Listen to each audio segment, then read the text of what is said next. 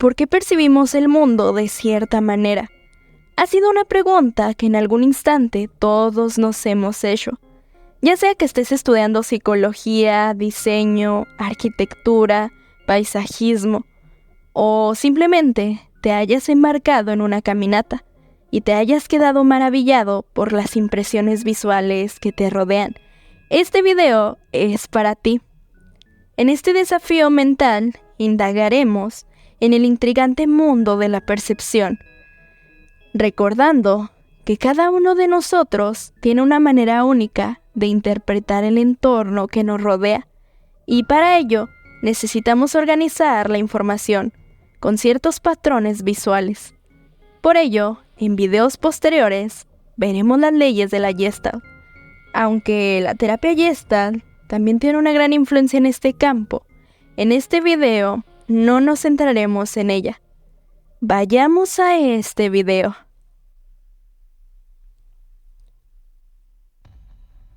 Gestalt, por su pronunciación alemán, es una palabra originaria de Alemania, que apareció en 1523, en una traducción bíblica, siendo su significado puesto delante de los ojos, o conocido por el diccionario de Oxford como conjunto de cosas como los pensamientos o experiencias de una persona, que se considera un sistema único diferente de pensamientos, experiencias, etc.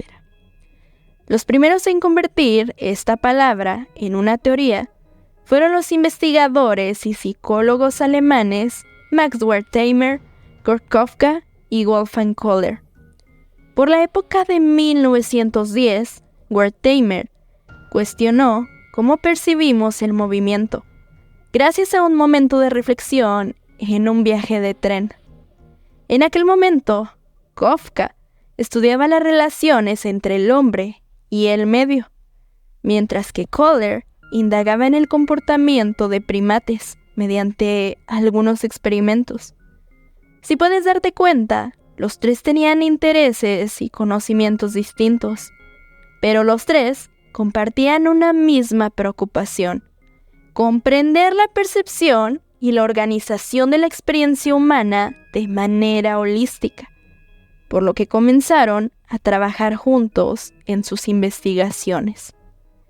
Ya antes se había indagado sobre la importancia de la percepción, sugiriendo que nuestra experiencia de un objeto o una escena no se deriva solo de la combinación de sus componentes individuales, sino que surge de la forma en que sus componentes se organizan y se perciben en relación unos con otros. Explicación derivada de la frase "el todo es la diferente de la suma de sus partes", acuñada por el filósofo y psicólogo alemán Christian von Erfens. Antes de pasar a lo siguiente, haz esta actividad conmigo. Observemos esta figura. ¿Qué observas en esta imagen?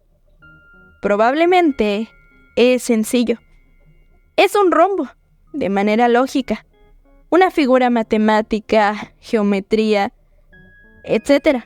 Pero, ¿pensaste en su descripción más elaborada? En realidad, vemos 4 líneas diagonales de la misma longitud. 2 líneas diagonales van hacia arriba, una al lado izquierdo y otra al lado derecho. Y 2 líneas diagonales van hacia abajo, una al lado izquierdo y otra al lado derecho. ¿Te parece complejo?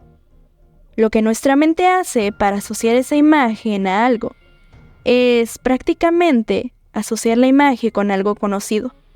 Si tenemos suficiente edad, nuestra mente ya registró esa misma figura vista en una materia de geometría, por ejemplo. En 1912 se dio a conocer la psicología de la Gestalt, inspirada en la fenomenología, estudio filosófico basado en la descripción de los fenómenos, creado por Edmund Husserl. Ahora, volvamos a la imagen anterior. Seguro que tu mente ha dividido la imagen en una figura, en este caso el rombo, y un fondo, en este caso el color azul del fondo. Independientemente de en qué te fijaste primero, seguro que tu mente se fue hacia el rombo, ya que es nuestra figura dominante. Es similar a cuando observas una hoja de un cuaderno con líneas. Posiblemente fijes tu atención en las líneas, pero distingas el fondo, que termina por darle sentido a estas líneas. Esta es la importancia de la figura y el fondo.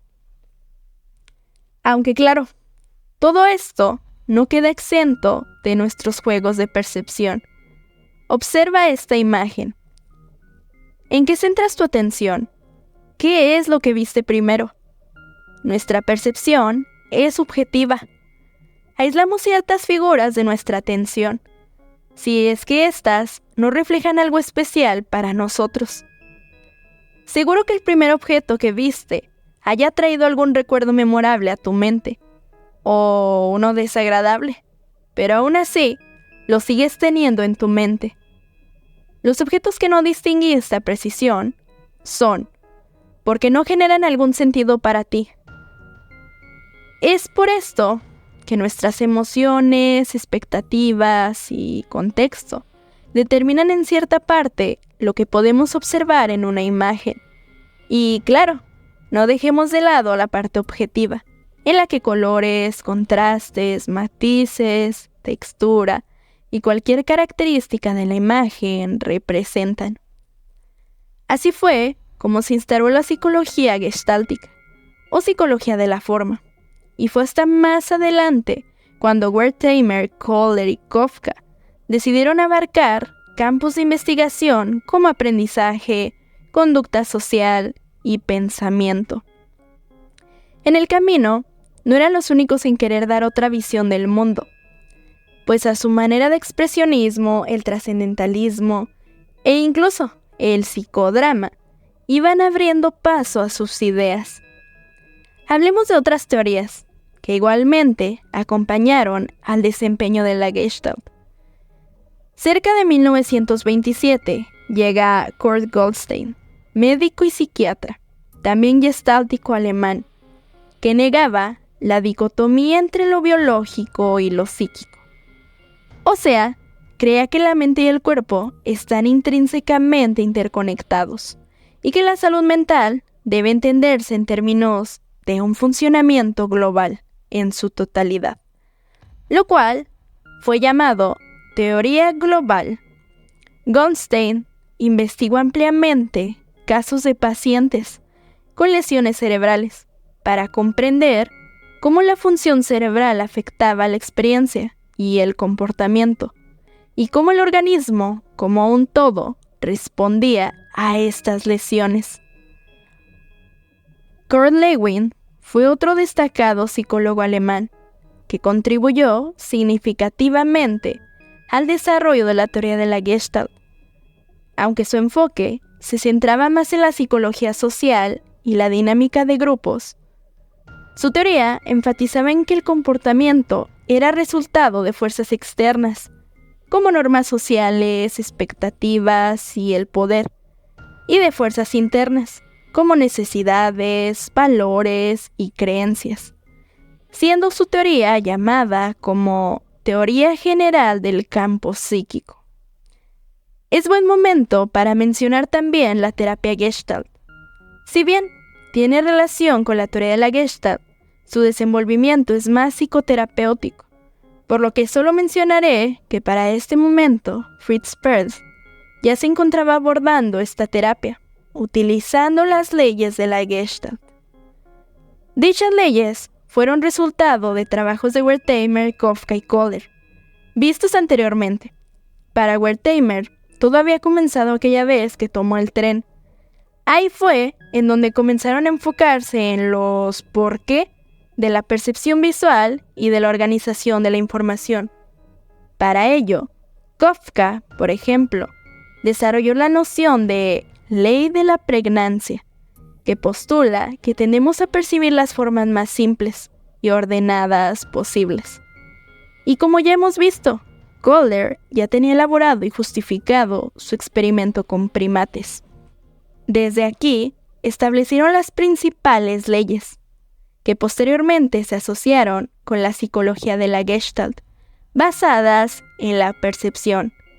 Estas son ley de cierre, ley de proximidad, ley de continuidad, ley de semejanza, ley de figura y fondo, ley de dirección común y ley de simetría, llamadas de diversas maneras a lo largo del avance gestáltico, y conocidas así principalmente en la imagen visual de la Gestalt.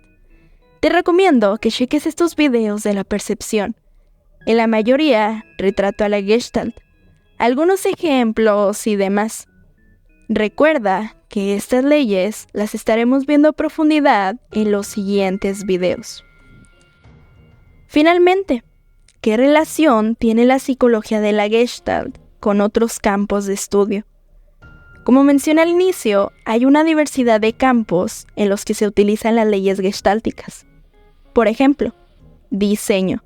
En diseño gráfico y de productos, la psicología de la Gestalt es fundamental para entender cómo los usuarios perciben e interactúan con los diseños. Arquitectura. Piensa en la forma en que se diseñan los espacios para crear ambientes que sean agradables, funcionales y significativos. Los principios de la Gestalt se aplican en la forma, textura y luz. Paisajismo. En paisajismo y diseño de jardines, la psicología de la Gestalt se utiliza para crear espacios que sean atractivos y estimulantes, organizar elementos naturales para crear un paisaje cohesivo. Fotografía. En fotografía, para componer imágenes de manera que sean visualmente atractivas, los principios de la Gestalt, como la ley de la figura y fondo, se aplican para crear imágenes que destaquen al sujeto principal. La percepción y la interpretación de lo que vemos son procesos complejos que influyen en nuestra comprensión del mundo, seas estudiante o no. Tanto la teoría como la parte interactiva de este video han sido útiles para proporcionar una comprensión más profunda de cómo funciona nuestra percepción visual. Es fascinante descubrir cómo nuestra mente organiza y da sentido a la información visual. Y comprender esto puede ayudarnos a tener una visión más clara de nuestra realidad, incluso haciendo algo tan simple como una caminata o ir de viaje. Por lo tanto, te tengo un desafío. Ve hacia el link del comentario fijado, donde encontrarás una serie de pasos simples para descubrir si lo que ves es la realidad o una mentira. A través de esta experiencia, pondrás a prueba tu percepción y comprenderás mejor cómo funciona tu mente. Espero este análisis te haya dado más respuestas de la Gestalt. Compárteme por favor en los comentarios qué es lo que sabes tú al respecto. De verdad quiero aprender más de ti. Comparte este video a quienes no sepan de la Gestalt o que no sepan por qué pasa lo que pasa en su entorno. Suscríbete a mi canal para más contenido como este. Soy Rubia Costa y estás en Laberinto Mental.